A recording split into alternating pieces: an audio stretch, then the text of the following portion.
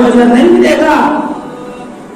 جب آپ مرے ہوئے دل سے نیکی کریں گے اجر نہیں ملے گا.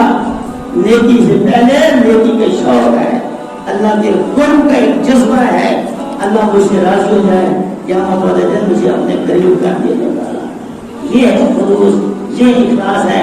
وما امروا, اللہ فرماتے ہیں ہمیں ایک ہی بات کا حکم دیا تھا کہ تم میری عبادت کرو, میری اطاعت کو خالص کرتے ہوئے, اس میں کسی اور کی اطاعت اور کسی اور کی رضا شامل نہ